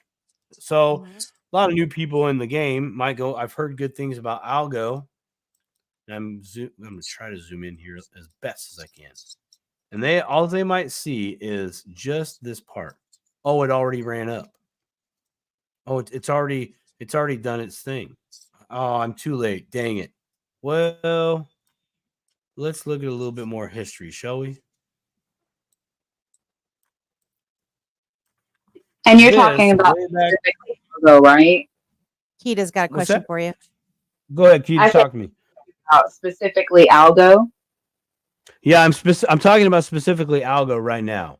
Right, I'm just using algo as an example. It had gone up a bit, actually. I think it had gone up like 25%. Yeah, no, it's already hit from its low, and I know you can't see it there on the spaces, man. I really wish y'all could, because it'd be a beautiful picture. What I'm going to try to highlight here, just from I'm going to pick October, because that's when we kind of really started running up on everything market wide. If you would have bought in October and you could have sold in by just before Christmas, you'd be up 179%. That's amazing. And you probably would have had the liquidity to do it for most of us small money folks out here, right? Very simple. But the day's not over. All-time high, give or take a few pennies here for algo, I'm going to say 98.09 cents. I probably got a little bit more I could go, but let's just call it a fair 98. So if you were even to buy algo, today's price is 18 cents. And you were willing to hold, and I do mean willing, you got to go up through the ups and downs. You would, that's kind of funny. Everybody else will pick up on this, why I think this is funny. You would be up almost 420%, almost 419.86% if you held out from today's price right now and waited to sell about 98 cents or just a little bit above. Folks, that is 4 times your money. You put in $1,000, you'd have a total of $5,000, $4,000 in profit. That is why you hold. This is why you look at charts. Hey, what's its all-time high? I'm sold on everything that Algo has in store. I like their team. I like the company. Like everything's lining up real good. Right now, you go from the investor standpoint. Aside from just buying today, maybe you bought today and you're like, okay, phase one complete. Did my homework. Check. I've bought in. Check. Okay, let's move on to phase two. Exiting. When am I going to take profit? You know, you got to ask yourself that question. Even in your in Kita's 401k scenario, at some point she's going to have to look when she's getting close to the finish line of when she's ready to start to think about liquidating. She's going to have to come and look at a chart and be going, well, you know, we're actually about to start another run. I think this might be a good time for me to start planning my exit, because I've been holding for, I'm just going to use my age. I've been holding for 20 years, and now 20 years could be epically awesome, but you're still trying to get every penny you can get, right? Because today's $20 ain't going to buy you the same bag of groceries. It's more like today's $50 ain't going to buy you the same bag of groceries in theory. So you got to plan step two. Phase two is you got to really start planning for your exit and when that's going to be. So I really like looking at charts just to show me some history. What do you got? What's going to be realistic? And in reality, if we are to hit all-time highs, Bitcoin hits its all-time high again, more than likely these other coins, these altcoins that have stood around, can hit their all-time high, and including XRP. Even right now, XRP 54 cents and change. Its all-time high was about $3, maybe a little bit above that, maybe a little bit below, depending on what exchange you're at, right? So you're talking, you're almost talking of what? $3.09, almost $4. But hey, yeah. I don't go ahead. But I got to cut out, and I didn't want to just leave and not let you know. I got to get my kids. Oh no, yeah, no, it's good. Thank you so it much. It was great to have you on the show. Appreciate you. Thank you for having me. I so appreciate you. And Melissa, I am always down to come and hang and chit chat with you any day. So absolutely. And we definitely have to talk about us getting together and doing a space. So let's get it. Absolutely. And love you, my friend. And I love you back, and I will talk with you later. Have a great night, and thanks for having me. You're welcome. Bye, little And my son says bye. Bye, little one. Oh, bye-bye. That's cool. So Simon, can we talk about this? Yeah. So, I don't have my beautiful face. Where'd you go? All right. So, yeah, this really helps me to understand more. Like, obviously, I'm no expert, but it is a dose of reality, isn't it? Especially when you start hearing, and you're going to hear, coming soon, you're going to hear even more chatter about these different coins. I was listening to a video today that was naming off all of these different ones. And I was thinking, gosh, I have to research and look into these, and maybe I should get me some of these. And, but again, my thing is, unless I'm able to really be able to wrap my mind around it and spend the time to get in there and do the buy and make sure that I'm going to be able to exit, then I probably won't buy them, right? Because if there's no liquidity for you to be able to get out, you've just effectively trapped your money. You've locked up your capital.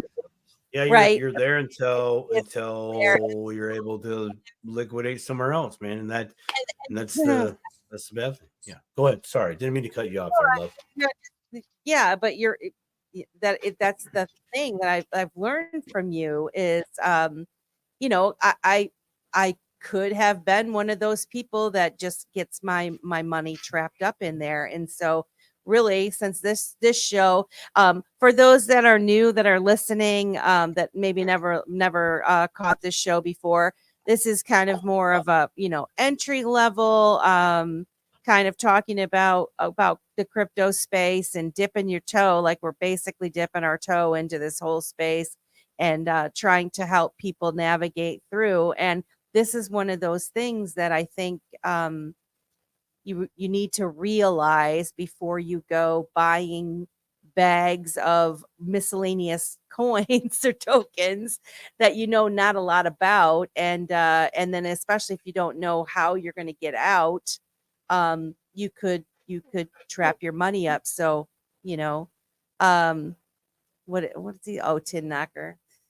XRP slaves and another name for your tin knocker. Yeah. Tin knocker. That's straight up common. I would wonder if XRP slave knows a Sparky or a pipe fitter, but we have other terms for them as well that aren't as PG for YouTube. I wanted to give a shout out to Pat Blue. She's in one of my groups, and she also looks at these charts, and I wanted to give her kudos, because I will say this, most of the people that I see talking about charts are men. They just are. There's some women, but there's not a lot, and she's really taught herself how to understand this. She knows what she's looking at, and I just wanted to give her kudos for making that effort and giving her attention to that and helping others. So there's cool. There's another one that I watch. Wendy O. Do you know who Wendy O is? I've heard of Wendy. I've seen her. Yeah, she's done some charting. She brings things around. She kind of does a news, but what does it mean for crypto? And she has her, like most of us, has her own personal opinion on it. But she does charting too. And dude, she hits home runs, man. She just puts perspective, and that's what charts are like, literally meant for, at a very basic level. Understanding where you're at, just like a old school map. If you were born before or before 2000s, you might know what a map was. If you're born before the 90s, you definitely know what a map is. You definitely know what a Thomas Guide map is. You definitely know, like, you got to go to the Hotel Motel 6 and grab all the maps for all the states you're about to go to, and you're, where are we going? You got this huge. I got one better, Simon. If you're not old enough to remember going to AAA to get your books and your maps and planning your trip for you, you're probably just a baby. But that was part of the morning, right? You wake up, mom, dad, get your breakfast at the little trucker stop place, and then it was do the map on the hood of the car before you took off, and it was, which way is north? Okay, we're right here, so we should be like, and there was like a huge discussion.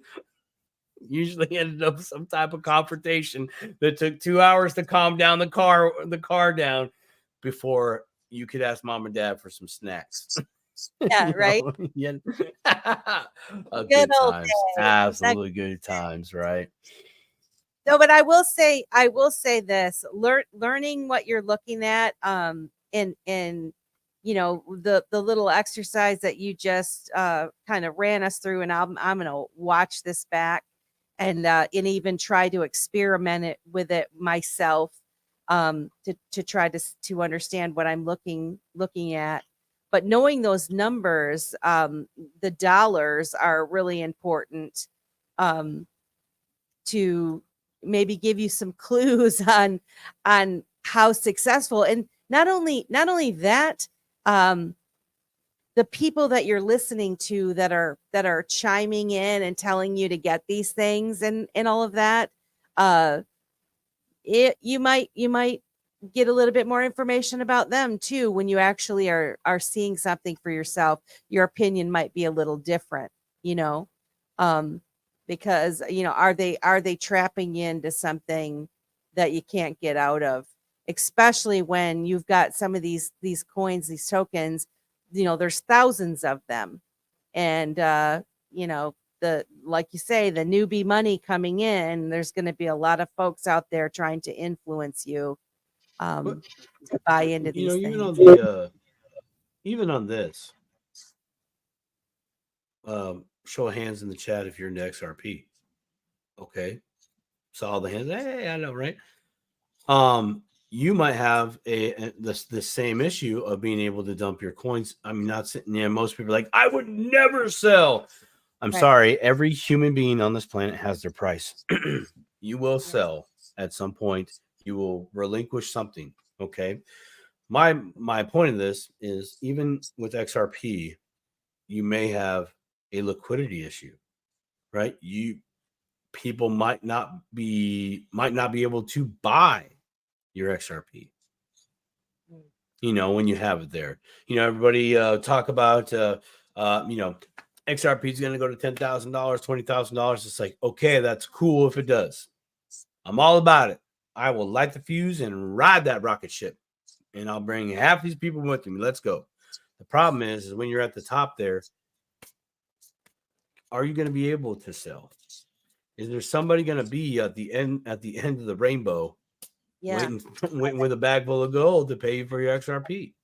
And that's a hard lesson. Now, others would say, no, man, put that in the market maker, man. It's like, this is true. I like that. But what's happening there is you're almost getting an annuity payment every month. Let's just say, I don't know if that's exactly how that's all going to work, but that's what you're getting. You're getting your principal back first, slowly. And so what's really going on there? If you got that slowly and you took that out every month and then you sold that every month, then you are selling your stuff DCA style in a roundabout way. That's what you're doing, as opposed to taking, you dollar cost averaging out as opposed to in. But instead of you taking your big old bag of XRP and going boom and throwing a big boulder in the lake and creating some unnecessary ripples, that's what can happen, right? So these are things to think about. These are things that I know I didn't know going into this. Any investing altogether, I just knew you buy stocks, and if you do things right, you can maybe be wealthy, because that's what the rich people do. Well, there's a bigger science to that. They don't just buy a stock and go, all right, Fred, Jim, how are you doing today? That's wonderful. I just bought me 15 shares of this lobster tail stock. It's going to be epic. They got a blue tail in there. I'm telling you, it's going to be the best. Oh, yeah, let's buy some of that. Great. Got me some too. No, man, that's not how it works. That's not how it works. No. Anyway, sorry. I just wanted to act a fool for a minute. By the time that they actually start talking about it to sell it is when the price is up, and they're just trying to get people to come in to be their liquidity to. Sure. And then that's. I mean, honestly, I think that's a small hustle. That's a big push for a small hustle. Yeah. That's a really big push for a small hustle. Hey, man, I'm in this coin. It's got this many zeros, man. I'm up this much. I'm up this much percentage. I'm up 10x on $5. I made me $50. They don't tell you that part. So it's just, don't believe the hype until you do your work, right? If you miss the train, so what? Penny saved, penny earned. You protected your liquidity, right? And that's Alan talks about this all the time. Alan Staple, much love to the Staple crew. Love you all. We love the Staple crew. And I think Mr. Mann's mentioned this as well. And now I'm losing my train of thought because I thought of Mr. Mann, his awesome Spidey mask, and then I went all Marvel Comics on myself. Dang, ADD is a real thing. Liquidity, spending your money. Ellen talks about something and now it's gone. Dang it. Well, I guess I just want to say I love the God dang it, that's gonna annoy me. What Ellen clicked with me about was, because I always wondered, like, why aren't the rich people all just buying everything up right now? Thank you. Yeah, is that what you were gonna say? Close. No. the sell. rich people, the very, very rich people, they don't They get don't- in until there's no risk. Yeah. What's my return? And I won't do it unless there's no risk. They don't risk their money. They don't have to. First off, they don't have to. They don't have to.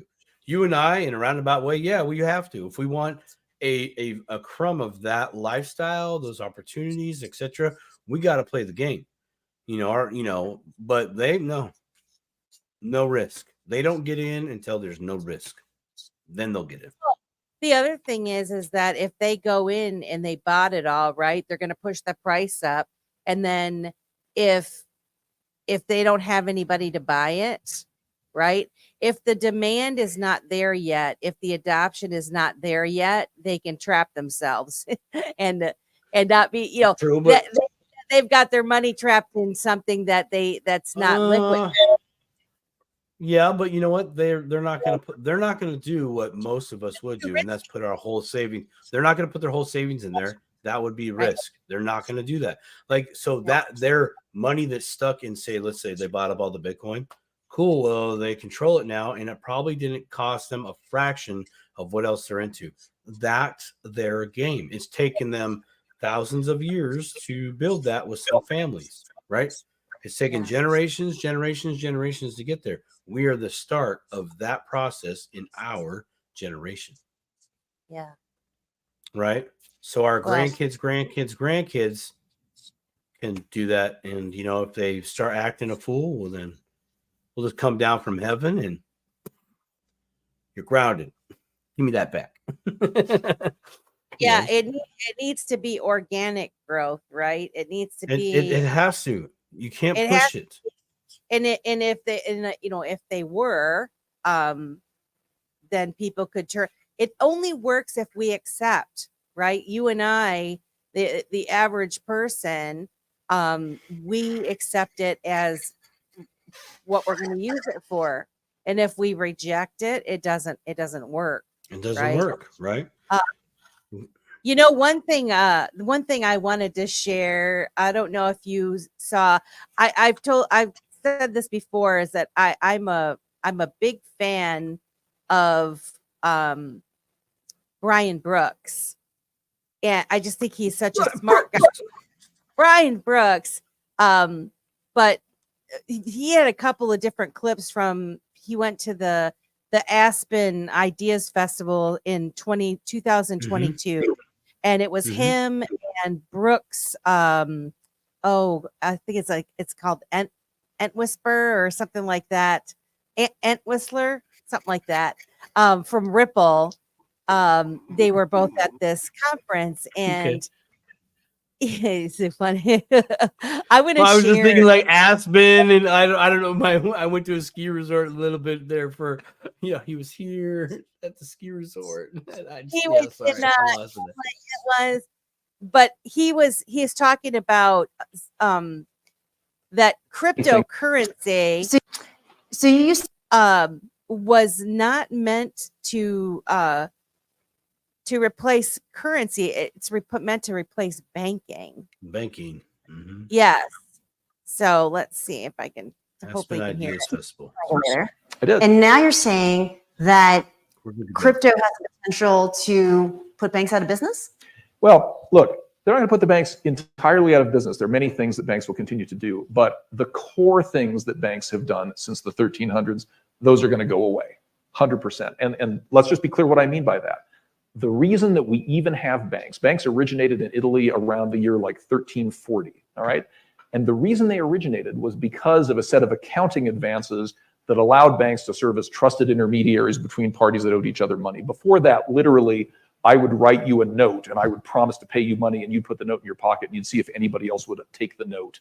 That's why we refer to discounting notes. And then banks arose and it was like, you no longer need to do that. We'll take care of it for you, but you're going to have to pay us to do that. That function of needing a trusted intermediary to maintain ledgers of account to figure out, do I owe Brooks money or does Brooks owe me money? It turns out that function no longer has to be done by human beings. The same way we don't need postal clerks anymore. I can send you an email for free and that's just the end of the post office. Sorry, but it just is. Damn. That function will go away. How am I going to get my coupon pack? How are you going to get your coupon back? Where are you going to get that toaster, that very valuable toaster, right? What's going to be left for banks is the high value add services, structured finance, investment advisory, all of the things that make a dynamic economy function. We still need people to do that. There's a lot of ChatGPT's got a lock on that a little bit. Base of the pyramid, the thing that drives most of their revenue, doesn't need to exist. And that's why I say, and I was saying to one of the organizers, even before we set up on this panel, cryptocurrency does not seek to replace currency. It's a bad name. Cryptocurrency seeks to replace banking. Just if you take nothing from this panel but that's what you need to understand. Yes. And I agree with that. I do agree with that. And, I listened to, I don't know if you're familiar with Santiago Velez, I think is his name.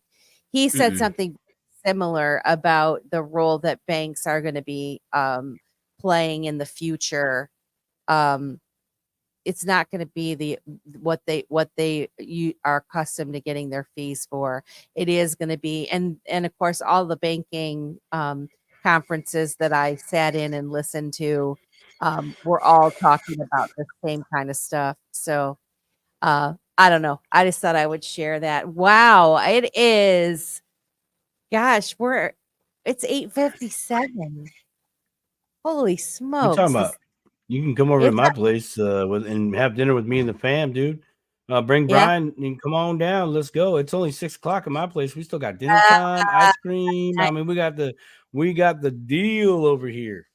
Oh, I know. I keep forgetting that we're 3 hours apart. Yeah, but you see me I've been trying to fight off the yawns. I still get up at 4:30 in the morning. That's 7:30 on the West Coast or East Coast. So, yeah. I'm still East Coast time, maybe late riser for most of you East Coasters, but 7:30 your time. I'm getting out of bed, making my own homemade tea. Nice. Good. Yeah, well, nice. Before we go, I just want to thank everyone for hanging out with us tonight on Dip a Toe. If you didn't get a chance to hear the beginning where we asked you to please, if you would, follow our new Dip a Toe at Dip a Toe, both on Rumble. We're both on Rumble and YouTube.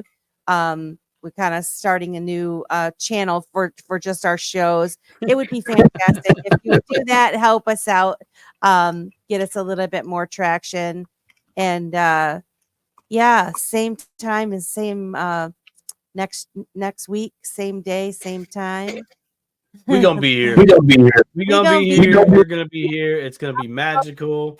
I mean, we're almost at the end of the month. 2 months down, 10 to go. Look out, 2024. We're on a roll. Yeah. Well, and with that, I hope everyone has a good rest of their day. I wish I was coming to your house for dinner because I'm starving right now. Yeah, come on, bring you and the man. Let's go. All right, Simon. Everybody to the 10 that stayed on the whole time. We love you. We appreciate you. We do. Absolutely. Thank you so very much for everybody showing up in your support. Love the comments as always. Great conversation. And the crypto professor says he's still here for the outro music. Dropping it like it's hot. Here it is for you, Mr. Professor. See you guys later. Y'all have a good night. We'll see you next week.